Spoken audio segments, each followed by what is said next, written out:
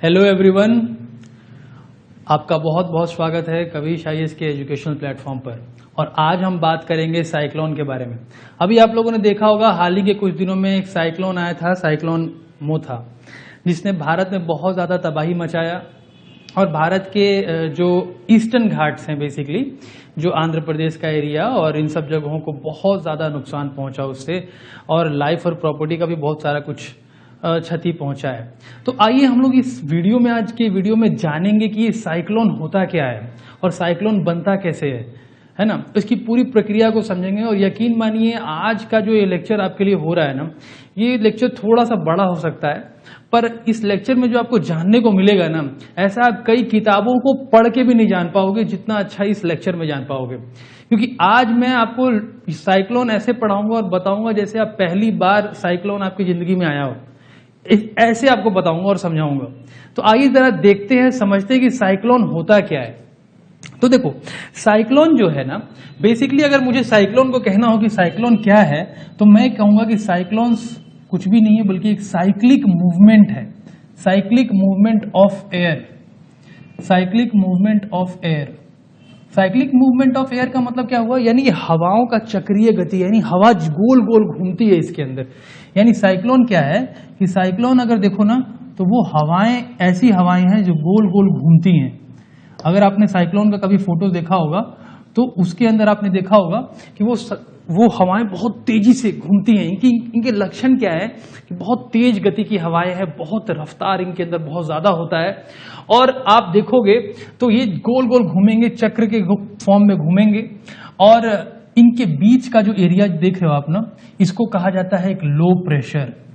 Low pressure वाला area है ना, लो प्रेशर का एरिया है, और इसे आई भी कहा जाता है, आई of the cyclone.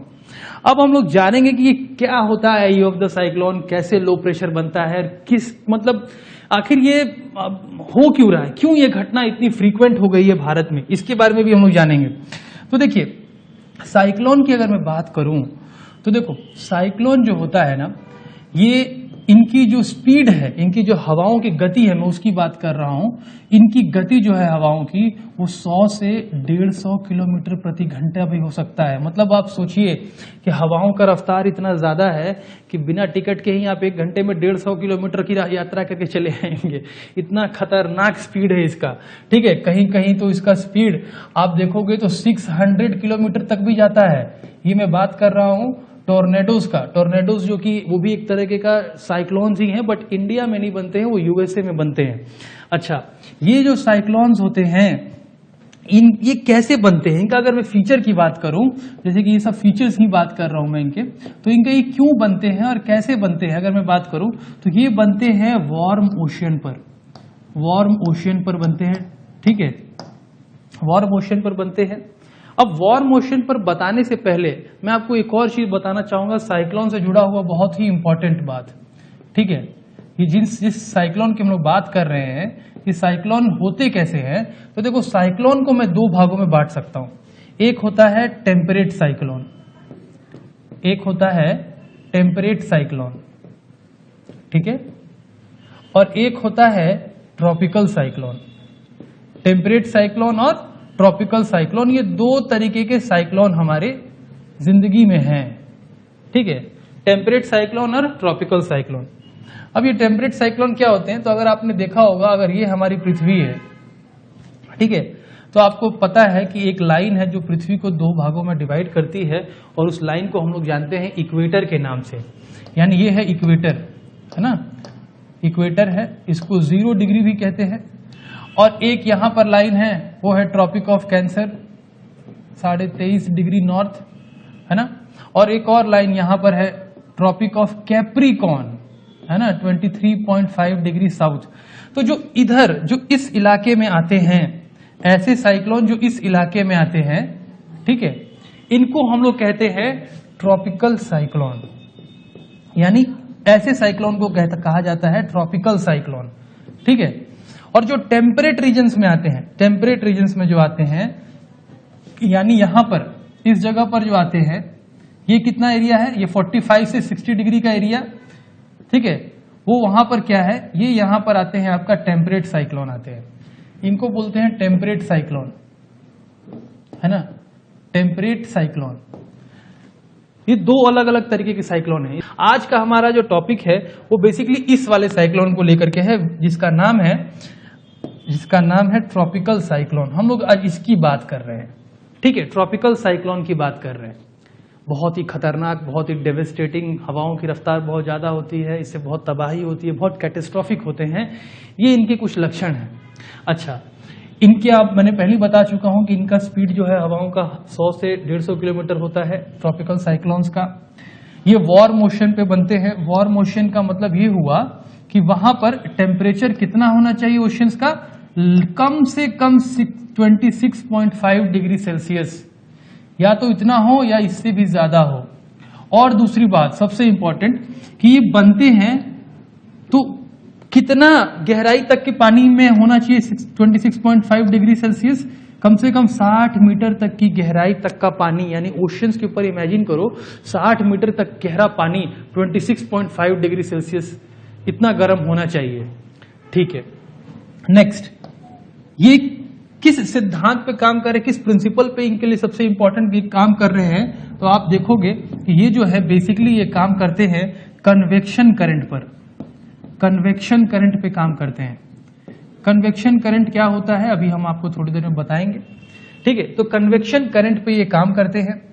Next, convection current पे काम करने के बाद एक और बात याद रखिए कि ये इनको, है ना, यानी साइक्लोन्स को बनाने में जो सबसे बड़ा, अगर मैं किसी का रोल बोलूंगा, अगर इंपॉर्टेंट रोल अगर किसी का है तो वो है इसी का, इसका नाम है कोरियोलिस फोर्स।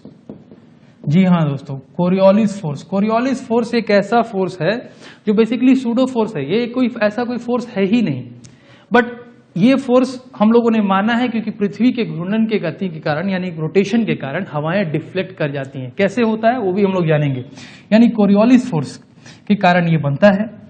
और देखो, अगर मैं इनकी शेप की बात करूं, शेप का, इनकी आकार की बात करूं कि इनका आकार कैसा होता है, तो ये होते हैं ओ आकार के, यानी ओ आकृति होती है इनका।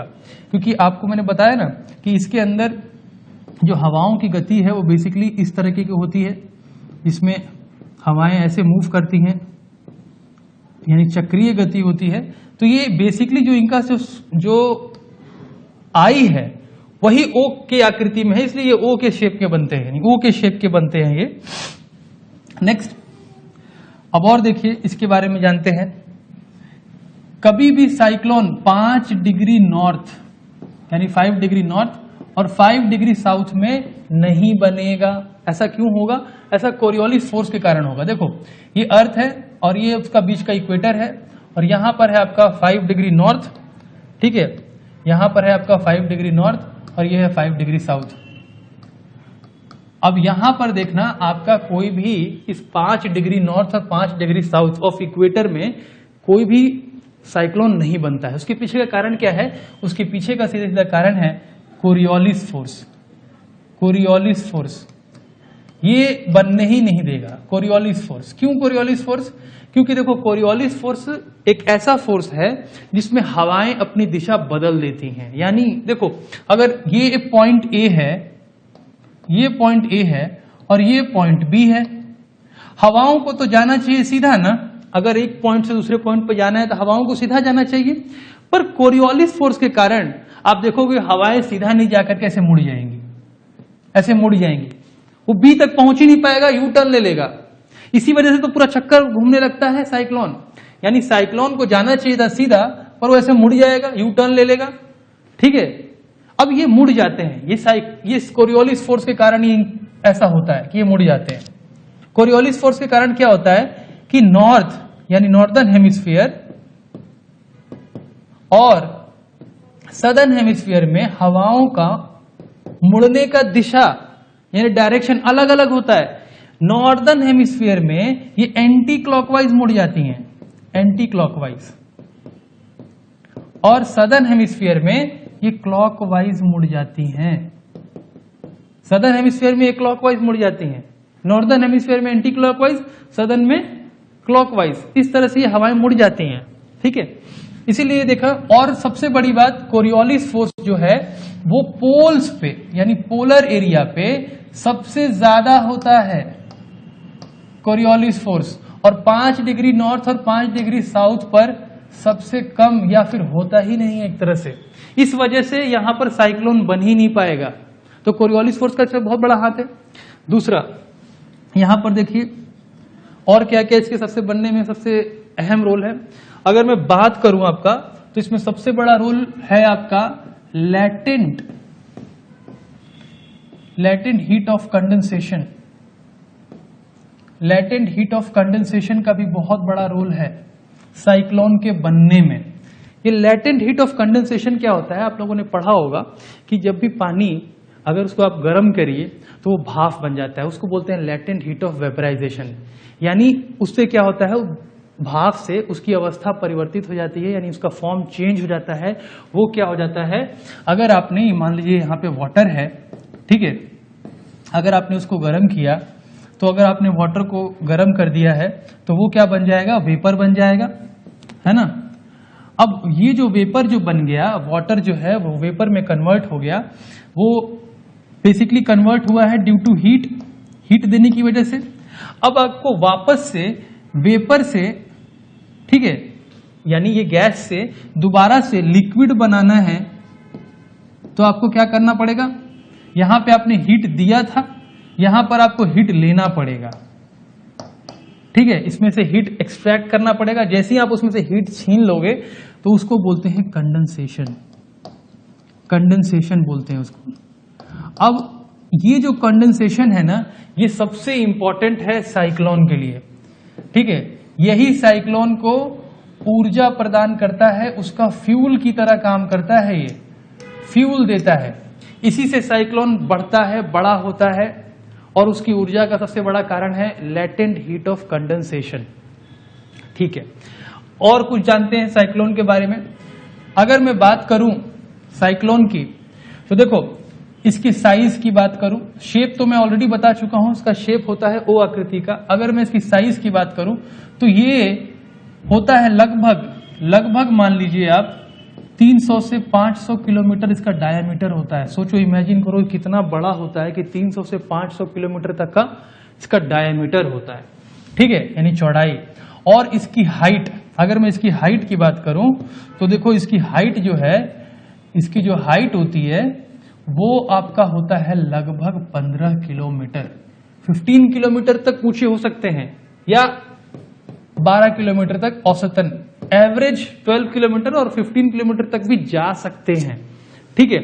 ये इनकी हाइट होती है।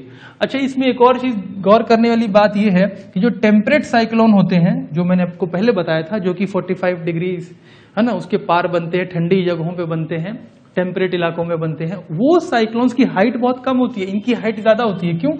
क्योंकि देखो, अगर ये हमारा अर्थ का सरफेस है और यहां पर है आपका 0 डिग्री और यहां पर है आपका पोल्स 90 डिग्री, ठीक है, तो यहां पर आप देखोगे ट्रोपोस्फियर की हाइट ज्यादा है, ठीक है, ट्रोपोस्फियर की हाइट यहां पे ज्यादा है क्योंकि कन्वेक्शन करंट बहुत ऊपर तक जाता है यहां पे, ठीक है, कन्वेक्शन करंट यहां पर बहुत ऊपर तक जाता है, जिसकी वजह से इसकी हाइट ज्यादा होती है। यहां पर बनने वाले जो साइक्लोन होते हैं टेम्परेट वाले, उनकी हाइट छोटी और इसकी हाइट बड़ी होती है। अच्छा, कन्वेक्शन करंट क्या होता है, जरा इसको भी बता देता हूं।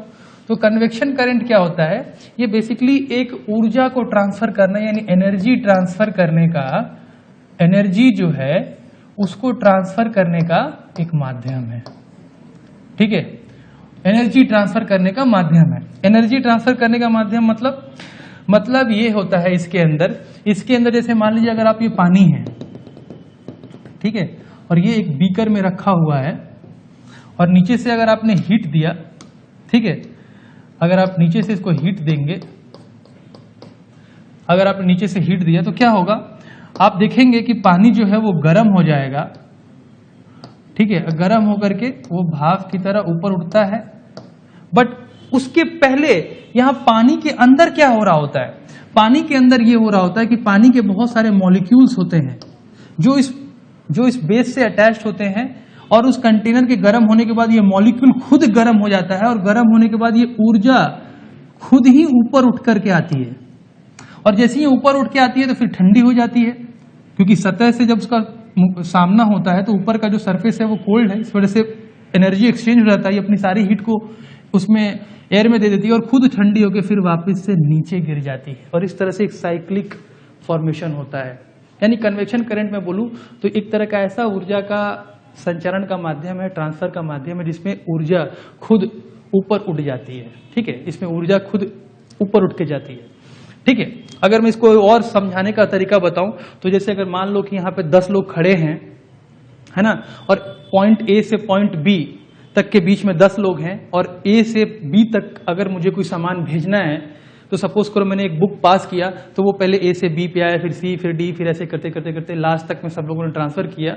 इसमें बुक को एक माध्यम से दूसरे माध्यम से जिस विधि से लेके गए हम, उसी को बोलते हैं हम लोग कन्वेक्शन करंट। ठीक है, तो इसमें कन्वेक्शन करंट का भी बहुत बड़ा रोल है, वो मैंने आपको बता दिया। अब देखिए इसके अंदर एक और फिनोमेना को हमको जानना बहुत जरूरी है। इसके बाद मैं आपको बताऊंगा कि साइक्लोन कैसे बनते हैं, और आज के लेक्चर में आपको इतनी गहराई में पता चलेगा कि साइक्लोन बनते कैसे हैं, जिनको जान करके आपको पता चलेगा। इतनी किताबें पढ़ करके आपको नहीं पता चल पाएगा जितना आज की वीडियो से पता चल जाएगा, चाहे आप कितनी भी एनसीईआरटी पढ़ लो। देखो ITCZ के बारे में जानते हैं। अब ये ITCZ क्या होता है, देखो ध्यान से, इसको ITCZ को कहते हैं इंटर ट्रॉपिकल कन्वर्जेंस जोन। ठीक है, inter tropical convergence zone, inter tropical convergence zone कहते हैं इसको। ठीक है, इंटर ट्रॉपिकल कन्वर्जेंस जोन ये क्या होता है, ये बेसिकली एक लो प्रेशर एरिया है। लो प्रेशर एरिया मतलब जब आपको पता है कि जब हमारा अर्थ है, ठीक है, ये इक्वेटर है, ये ट्रॉपिक ऑफ कैंसर और ये ट्रॉपिक ऑफ कैप्रिकॉर्न है, और यहाँ पर सन है, तो सबसे ज्यादा जो हीट है वो इन्हीं एरिया में पड़ता है। और स्पेशली कहाँ पे पड़ता है, तो इक्वेटर के आसपास के एरिया में पड़ता है। तो ये मोस्टली जो आप देखोगे, मोस्टली जो आप ITCZ को देखोगे तो ये इक्वेटर के आसपास ही रहता है। और क्योंकि गर्मी बहुत ज्यादा है तो लो प्रेशर तो बनेगा ही, और लो प्रेशर के बनने के कारण यहाँ पर हवाएं ऊपर की तरफ उठती हैं। तो ये एक लो प्रेशर जोन है ITCZ, इसको लो प्रेशर बोलते हैं, है ना। ये मोस्टली लो प्रेशर एरिया पर है, और जिस तरफ ITCZ रहेगा, जिस तरफ भी ITCZ रहेगा, जैसे ये अर्थ है और ये है आपका इक्वेटर, ये है ट्रॉपिक ऑफ कैंसर, ये है ट्रॉपिक ऑफ कैप्रिकॉर्न। ठीक है, अब आपको पता है कि ट्रॉपिक ऑफ कैंसर और ट्रॉपिक ऑफ कैप्रिकॉर्न के बीच में एक हवा चलती है जिसको बोलते हैं ट्रेड विंड्स। और जरा गौर से देखोगे तो अब मैं इन हवाओं को सीधी रेखा में नहीं बना रहा हूं, है ना, स्ट्रेट नहीं बना रहा हूं, इनको मैं थोड़ा सा टेढ़ा करके बना रहा हूं। और टेढ़ा करके बनाने के पीछे का कारण क्या है, ये हवाएं मुड़ गई हैं, ये हवाएं मुड़ गई हैं। ये हवाएं देखो हाई प्रेशर से लो प्रेशर की तरफ बढ़ रही हैं। ये एरिया जो है वो हाई प्रेशर है, ये एरिया जो है वो लो प्रेशर है, ये एरिया जो है हाई प्रेशर है। ये ट्रेड विंड्स हैं। ये क्या है, ये ट्रेड विंड्स हैं। और ट्रेड विंड्स हमेशा किसका पीछा करती हैं, ये हमेशा पीछा करती हैं ये जो एरिया आप देख रहे हो बीच में का, इस एरिया को बोलते हैं ITCZ बोलते हैं इसको। और ITCZ का ये पीछा करती हैं हमेशा, और ITCZ के पास ही हमेशा मिलने का कोशिश करती हैं, क्योंकि ITCZ क्या है, एक लो प्रेशर का एरिया है। और जरा गौर से देखोगे तो हवाएं सीधी नहीं जा रही हैं, थोड़ी मुड़ जा रही हैं। ये मुड़ी क्यों है, कोरियोलिस फोर्स के कारण। अब एक बात यहाँ पे समझने की एक और बात है कि हमेशा जो ट्रॉपिकल साइक्लोन है, हमेशा देखना आप, ट्रॉपिकल साइक्लोन जो होता है, ट्रॉपिकल साइक्लोन वो हमेशा ट्रेड विंड्स में ही बनता है, ट्रेड विंड्स में ही बनता है, क्योंकि ट्रेड विंड से ही उसको शक्ति मिलती है और यहीं पर वो हमेशा बनेगा। ट्रेड विंड्स में ही वो बनते हैं, और ट्रेड विंड्स हमेशा ITCZ पे पास बनता है। अब इस चीज़ को आप याद रखिएगा, क्योंकि अब ये जितनी भी मैंने फेनोमेनास बताई हैं आपको, इसके जितने फीचर्स बताए हैं, अब उनको मैं समराइज करके ये बताने जा रहा हूँ कि साइक्लोन का जन्म होता कैसे है। तो देखो आइए ज़रा ध्यान से समझते हैं। तो होता क्या है कि अब हम लोग समझने जा रहे हैं फॉर्मेशन, ठीक है, फॉर्मेशन ऑफ साइक्लोन, कि साइक्लोन बनता कैसे है। सारी मैंने ऑलरेडी आपको बता दिया है, सारे फिनोमेना बता दिए हैं। अब मैं आपको समझाने जा रहा हूं, बताने जा रहा हूं कि साइक्लोन बनता कैसे है। तो देखो ये है स्टेज 1। स्टेज 1 के लिए मैंने एक डायग्राम ले लिया, ठीक है, एक सिंपल सा डायग्राम ले लिया मैंने। और ये देखो, अगर मैं आपको बताऊं तो देखो ये है आपका ITCZ, ठीक है, थोड़ा सा ITCZ ऐसे ITCZ जो है वो बेसिकली क्या होता है कि स्ट्रेट नहीं होता है, थोड़ा सा मुड़ा भी होता है, ठीक है, डिपेंडिंग अपॉन द हीट वो मुड़ा रहता है। अब देखो ये ITCZ है, ITCZ का बेल्ट है। अब मान लेते हैं यहां पर ये एक पानी है, ओशियन है, ठीक है, और ये ओशियन गर्म हो रहा है ड्यू टू द हीट। ये मान लेते हैं क्या है, बे ऑफ बंगाल है, बे ऑफ बंगाल मान लेते हैं इसको, ठीक है, और यहाँ पे पानी है बहुत सारा, ठीक है, ये बे ऑफ बंगाल है, पानी है यहाँ पर, ऐसा मान लेते हैं। अब क्या होता है कि यहाँ पर एक स्वर्ल का जन्म होगा, स्वर्ल, ठीक है, स्वर्ल होगा। स्वर्ल कैसे होगा, देखो यहां पर बीच में ऐसे करके एक स्वर्ल का जन्म होगा, ठीक है, एक स्वर्ल का जन्म होगा यहां पे, इस तरह से हवाएं इसमें मूव करेंगी, ठीक है, एंटी क्लॉकवाइज, क्योंकि नॉर्दर्न हेमिस्फीयर की बात हो रही है, तो इसके अंदर हवा ऐसे मूव करेगा, है ना, इसके अंदर हवाएं ऐसे मूव करेंगी, इसके अंदर एक स्वर्ल का जन्म होगा। तो सबसे पहले क्या होता है, ये एक स्वर्ल है, ठीक है, स्वर्ल का जन्म हो गया, एक डिप्रेशन का हो गया, एक डिप्रेशन क्रिएट हो गया। ये क्या है, एक तरीके का डिप्रेशन है। अब यहां पर एक डिप्रेशन बन गया है। अब नेक्स्ट स्टेज क्या होगा, ये डिप्रेशन यहां इस ITCZ के पास जाएगा। तो सेकंड अगर डायग्राम बनाऊं मैं, अगर सेकंड डायग्राम बनाऊं तो देखो सेकंड डायग्राम से मैं आपको बताना चाहता हूं कि अब क्या होता है कि अब वो ITCZ, ये स्वर्ल घूमते घूमते ITCZ के पास चला जाएगा, और ITCZ के पास जब जाएगा तो देखो ये बीच का तो हिस्सा आपका बनेगा जो एक लो प्रेशर एरिया बन गया, ठीक है, और अब ये क्या होगा, इस तरह से ये गोल गोल घूमने लगेगा, है ना, एक छोटा डिप्रेशन एक लार्ज डिप्रेशन में क्रिएट हो जाएगा सेकेंड स्टेज में। और आप देखोगे कि इसी स्टेज में क्रिएट होने की वजह से यहां पर बहुत सारी संवहनीय धाराएं यानी कि कन्वेक्शनल करंट फॉर्म होंगे, और कन्वेक्शनल करंट राइज होंगे यहाँ पे, यानी हवाएं जो है ऊपर की तरफ उठेंगी। क्यों उठेंगी, क्योंकि पानी गर्म है, ठीक है, और लेटेंट हीट ऑफ वेपराइजेशन की वजह से ये जो पानी है ये गैस में फॉर्म होकर के ऊपर की तरफ उठने का काम चालू करेगा। इसको बोलेंगे कन्वेक्शन करंट। कन्वेक्शन करंट, एक कन्वेक्शन करंट बनेगा, और ये है बीच में इसका लो प्रेशर, इसी को बोलते हैं हम लोग आई ऑफ द साइक्लोन। अभी देखो आई जो है वो हर एक साइक्लोन में नहीं बनता है, जब तक कोई साइक्लोन बड़ा ना हो जाए तब तक आई नहीं बनता है। ये भी छोटा सा डिप्रेशन है, समझाने के लिए मैंने आपको बता दिया है। तो अब देखो थर्ड में क्या होगा, थर्ड स्टेज इसका अगर मैं बात करूं, इसके फॉर्मेशन का थर्ड स्टेज की बात करता हूं, तो क्या होता है कि वहां पर भी देखोगे आप तो इस तरह का फिनोमेना होगा कि थर्ड स्टेज के अंदर में क्या होगा कि वहां पर आप यहां पर एक लो प्रेशर तो बन चुका है, उसमें हवाएं मूव भी कर रही हैं, है ना, एंटी क्लॉकवाइज डायरेक्शन में मूव कर रही हैं, है ना, और क्योंकि अब वो एक डिप्रेशन है, और पता है आपको कि यहां पर इस लो प्रेशर का, ये जो लो प्रेशर है इसका जो दाब होगा यानी प्रेशर जो होगा वो 950 MB के आसपास होगा।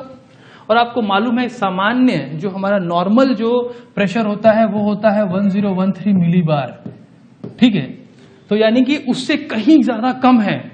इसका मतलब ये है कि अगर एक जगह पे प्रेशर बहुत कम है, दूसरी जगह पे प्रेशर बहुत ज्यादा है, तो आसपास की जो हवाएं हैं ना, आसपास की जो हवाएं हैं वो इस लो प्रेशर को क्या करेंगी, वो इस लो प्रेशर को भरने आएंगी, ठीक है, वो चाहेंगे कि इस लो प्रेशर को फिल कर दिया जाए। तो आसपास की जो हवाएं हैं उस लो प्रेशर को फिल करने आएंगे, और देख सकते हो कितना बड़ा गैप है।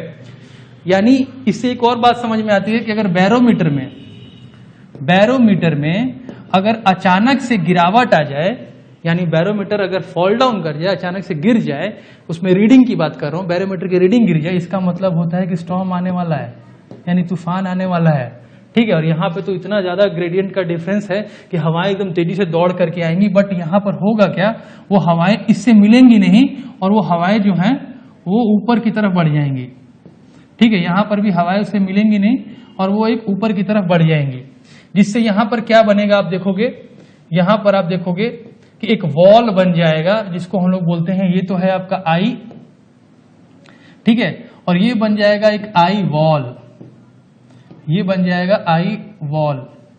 ठीक है, ये आई वॉल बन जाएगा, ये बन जाएगा आई वॉल।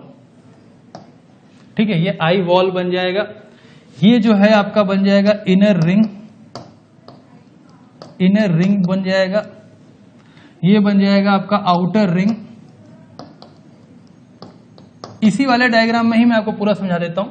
ये बन जाएगा एक आउटर रिंग, ठीक है। और यहां पर ये है आपका eye of the cyclone, eye of the cyclone बन जाएगा। और आप देखोगे कि यहां पर, क्योंकि यहां पर पानी भाप बन के ऊपर उठ रहा है, लैटेंट हीट ऑफ वेपराइजेशन हो रहा है, और ऊपर उठती हुई हवा अपने साथ मॉइस्चर को ऊपर लेके जाएगी, गर्मी को ऊपर लेके जाएगी, और ऊपर जाने के बाद बहुत सारे मात्रा में बादल बनेंगे। और यहां पर क्या बनेगा, बारिश होगा बहुत ज्यादा, है ना, बहुत ज्यादा बारिश होगा, यहां पर बहुत ज्यादा बारिश होगा। ठीक है, बारिश होगा बहुत ज्यादा, यानी रेनफॉल होगा, है ना। और आप देखोगे कि यहां पर आप देखोगे इस साइड में बहुत सारे क्लाउड बनेंगे, जिसको बोला जाता है क्यूमुलोनिम्बस क्लाउड। अब आपको पता होगा इस तरह के बादल जहां भी बनते हैं बहुत घनघोर बारिश होती है, दोनों तरफ क्यूमुलोनिम्बस क्लाउड बनेंगे, यानी इस तरफ में भी और इस तरफ में भी, दोनों तरफ बनेंगे क्यूमुलोनिम्बस क्लाउड। और ऊपर में यहां पर इस तरफ में बनेगा आपका सीरस क्लाउड, सीरस क्लाउड का, सीरस का कैनेपी बनेगा, सीरस कैनेपी। ठीक है ना, जैसे सैटेलाइट से अगर आप पिक्चर्स लेंगे तो ऊपर देखेंगे कि सीरस का कैनेपी बनेगा। अब देखो ये जो है ना आई वॉल, आई वॉल पूरे साइक्लोन का सबसे खतरनाक जो जगह कह सकते हो वो आई वॉल ही है। अब मैं एक एक करके आपको सारा चीज समझा देता हूं। ठीक है, सबसे पहले मैं आई की बात करता हूं, फिर आई वॉल पे आएंगे। पहले आई पे बात कर लेते हैं कि ये आई क्या है। देखो इस डायग्राम में आप देख सकते हो, ये बीच का जो पार्ट है इसको आई बोलते हैं। आई की क्या खासियत है, ये एक लो प्रेशर जोन होता है, ये एक लो प्रेशर जोन होता है। पूरे तूफान के अंदर, पूरे चक्रवात जो है, जो साइक्लोन्स जो है, जो पूरी तरह से घूम रहे हैं, इतने बड़े साइक्लोन्स, उसके अंदर का ये सबसे लो प्रेशर जोन है। और इसके अंदर की खासियत क्या है कि ये एक काम कंडीशन है, काम कंडीशन, काम कंडीशन है। यानी यहां पर हवाओं की गति, हवाएं यहां पे ऊपर नहीं उठती हैं, यहां पर हवाएं जो है ना वो नीचे आती हैं, नीचे। यहां पर हवाएं आप देखोगे तो यहां पर हवाएं जो है वो नीचे की ओर गिरती हैं, यहां पर हवाएं जो है वो नीचे की तरफ गिरती हैं ऊपर से, है ना।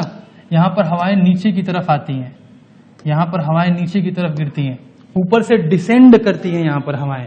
ठीक है, अब हवाओं के डिसेंडिंग पोजीशन, डिसेंडिंग की होने की वजह से ये काम कंडीशन होता है। यानी पूरे के पूरे एरिया में लगभग 30 से 40 किलोमीटर, 30 से 40 किलोमीटर तक का हो सकता है, 8 से 10 किलोमीटर भी होता है, बट कहीं कहीं 30 किलोमीटर तक भी चला जाता है ये। ठीक है, और ये एकदम काम कंडीशन है। ये इतना है कि इसके अंदर आप बैठ करके आराम से चाय पानी नाश्ता कर सकते हो, और साथ साथ पूरे के पूरे तूफान का आप स्टडी भी कर सकते हो, पढ़ाई भी कर सकते हो, इसके अंदर आप स्टडी कर सकते हो, ज्योग्राफर हो तो। ठीक है, और इसमें आपको कुछ भी नहीं होगा। ठीक है, और ये एरिया जो है बेसिकली आई जो है ये वार्म रीजन है, गर्म रीजन है ये। ठीक है, ये वार्म एरिया इलाका है और ये शांत जगह है। ठीक है, यहां पर कोई हलचल नहीं होगा। यहां पर क्या होगा, यहां पर हवाएं सबसाइडिंग होती हैं, सबसाइडिंग एयर, यानी ऊपर से हवा गिरती है। ठीक है, ऊपर से हवा जो है वो गिरती है। फिर अगर मैं बात करूं इसके आई वॉल की, ठीक है, जो इसका दूसरा हिस्सा था आई वॉल, ये जो है सबसे खतरनाक इलाका है, क्योंकि यहां पर जो है विंड स्पीड जो होती है सबसे ज्यादा होती है, मैक्सिमम विंड स्पीड। ठीक है, विंड जो स्पीड है वो यहाँ पर बहुत ज्यादा खतरनाक होती है, लगभग 100 से 120 किलोमीटर की रफ्तार की खतरनाक हवाएं चलती हैं यहाँ पर। यहाँ पर आपका क्यूमुलोनिम्बस क्लाउड बनेगा। ठीक है, और यहाँ पर जबरदस्त बारिश होगी। ठीक है, जबरदस्त बारिश होगी एक तरह का। और फिर आप देखोगे यहाँ पर सबसे, जो मैंने आपको बताया ना, ये जो आप पार्ट देख रहे हो ना, यही है आई, ये वाला जो पार्ट है जिसमें हवाएं ऊपर की तरफ उड़ रही हैं, ठीक है, उठ रही हैं, ये है आपका आई। और ये है सबसे खतरनाक जगह। और इसी जगहों पर आप देखोगे कि बादल बनेंगे, बारिश होगा, और जैसे जैसे आप आगे जाओगे इनर वॉल और आउटर रिंग, तो वहां बारिश और हवाओं की गति कम होने लगती है। ठीक है, तो हम लोगों ने आई के बारे में जान लिया, आई वॉल के बारे में जान लिया। अब जानते हैं कि ये डिक्लाइन, ये खत्म कैसे होते हैं। अगर मैं बात करूं डिक्लाइन ऑफ साइक्लोन, साइक्लोन खत्म कैसे होते हैं, अगर इनकी बात करूं मैं, इन पे चर्चा करूं तो देखो साइक्लोन के खत्म कैसे हो सकते हैं। देखो तीन कारणों से साइक्लोन का अंत हो सकता है, इनका भी डेथ हो सकता है। ठीक है, पहला तो कारण है कि ये जमीन से जाके टकरा जाए।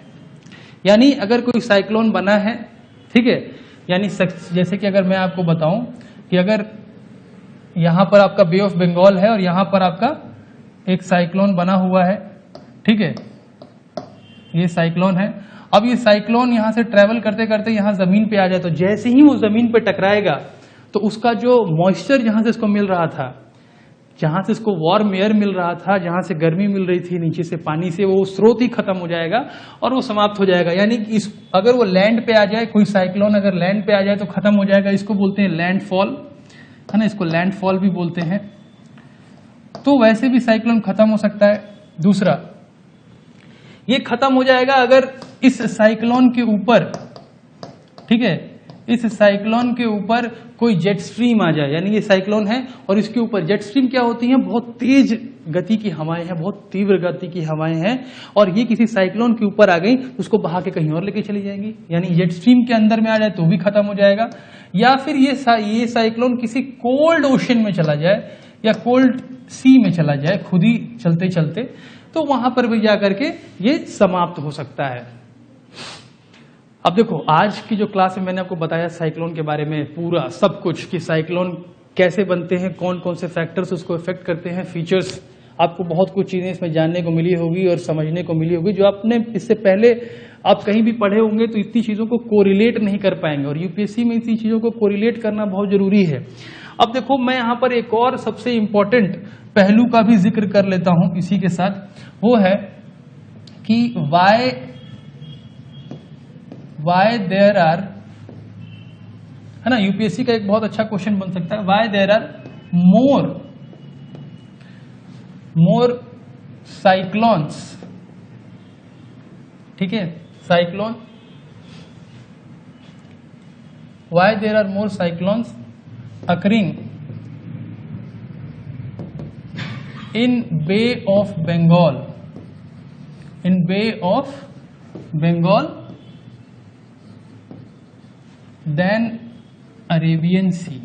ठीक है, अब इस तरह का यूपीएससी आपसे एक कंसेप्चुअल सवाल भी पूछ सकता है। इस तरह का कंसेप्चुअल सवाल भी यूपीएससी पूछ सकता है कि क्यों बे ऑफ बंगाल में ही ज्यादा साइक्लोन आते हैं और अरेबियन सी में कम आते हैं।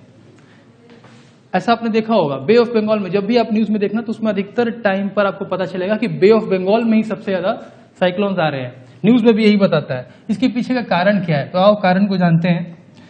अगर मैं बात करूं, देखो इसको एक मैप के माध्यम से समझते हैं, समझ में आएगा। ठीक है, देखो ये एक हमारा प्यारा हिंदुस्तान है, ठीक है, उसी का एक मैप बनाते हैं और इस मैप के माध्यम से समझेंगे हम लोग कि चीजें कैसे हैं। ठीक है,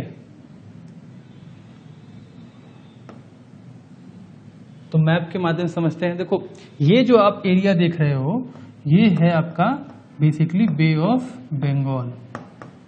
ठीक है, ये बे ऑफ बंगाल है, बे ऑफ बंगाल है, और ये है आपका अरेबियन सी, ये आपका अरेबियन सी है। ठीक है, ये है आपका बे ऑफ बंगाल। ठीक है, यहीं पर सबसे ज्यादा आप देखोगे कि साइक्लोन आ रहे हैं। यहां पर अरेबियन सी में साइक्लोन आते हैं, ऐसी बात नहीं है कि नहीं आते हैं, पर यहां पर कम आते हैं। अब ऐसा क्या है, इसके पीछे के क्या क्या कारण है, वो जरा समझते हैं, हम लोग जानते हैं इसमें। ठीक है, क्योंकि हम लोगों ने बाकी चीजें तो देख लिया है।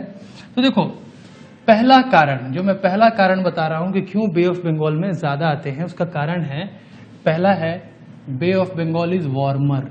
ठीक है, जो बे है, बे ऑफ बंगाल, ठीक है, bay of Bengal is warmer.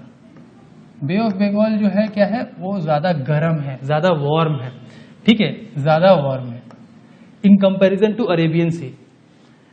ऐसा क्यों है, उसके पीछे का कारण ये है कि अरेबियन सी के पास में बहुत सा, ये एक्चुअली में अरेबियन सी अरेबियन पेनिनसुला के बहुत नज़दीक है, और अरेबियन पेनिनसुला से, ठीक है, यानी अगर मैं बात करूं अरेबियन पेनिनसुला से, ठीक है, बहुत सारी हवाएं चलती हैं, और हवाएं क्या करती हैं, इस अरेबियन सी को ठंडा कर देती हैं, ठीक है,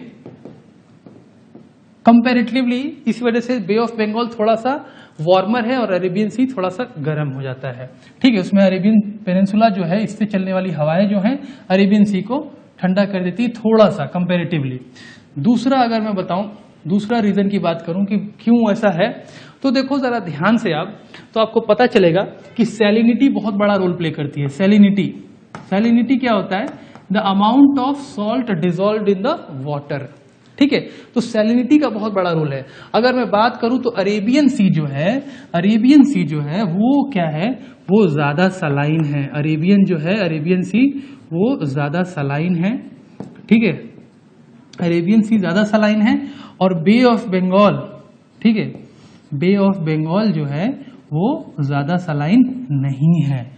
तो आप पूछोगे कि ज्यादा सलाइन नहीं है तो इसका साइक्लोन से क्या लेना देना है, तो देखो जरा ध्यान से, यहाँ पर बे ऑफ बंगाल क्या होता है, यहाँ पे देखो, आपने देखा होगा, यहाँ पर कृष्णा नदी है, यहाँ पर गोदावरी है, कावेरी है, और भी हमारी बहुत सारी नदियां हैं, गंगा है, यहाँ पे ब्रह्मपुत्र है। All this rivers actually they are draining their water, fresh water in the bay of Bengal, and because of that the salinity of the bay of Bengal is going down. अब सैलिनिटी इसका कम है, तो सैलिनिटी कम होने की वजह से क्या होगा, तो आप लोगों ने बॉइलिंग पॉइंट का एक फिनोमेना पढ़ा होगा, बॉइलिंग पॉइंट का क्या फिनोमेना है, बॉइलिंग पॉइंट का, कि अगर आप इंप्योरिटीज ऐड करोगे तो बॉइलिंग पॉइंट बढ़ जाता है, और इंप्योरिटीज कम रहेंगी तो बॉइलिंग पॉइंट लो रहेगा। इसी वजह से ये जल्दी गर्म हो जाता है, इसको जल्दी होने के लिए ज्यादा उष्मा की जरूरत पड़ती है। दूसरा कारण इसका ये है। तीसरे की बात करते हैं, ठीक है, तीसरा कारण, तीसरा देखो फनल शेप। तीसरा की बात करूं तो फनल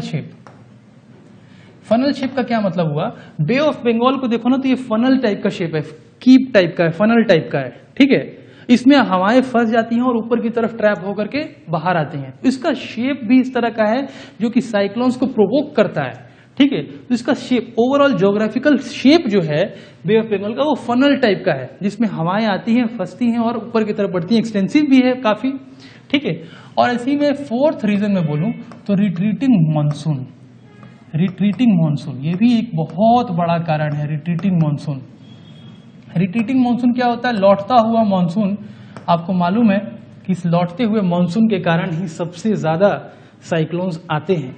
और देखना, आप हमेशा गौर करना, तो साइक्लोन्स हमेशा बे ऑफ बंगाल में, या फिर अगर इसकी बात करूं मैं अरेबियन सी के भी, तो साइक्लोन हमेशा ही आपका आएगा अगस्त से अक्टूबर के बीच में। अगस्त से अक्टूबर के बीच में क्यों आएगा, उसके पीछे का कारण देखो, जब हवा यानी लौटता हुआ मानसून जब लौट करके जा रहा होगा, ठीक है, जब लौट करके जा रहा होता है, ठीक है, भारत से लौट करके जब जा रहा होता है, तो वो क्या करता है, आते वक्त बे ऑफ बंगाल से मॉइस्चर पिकअप कर लेता है।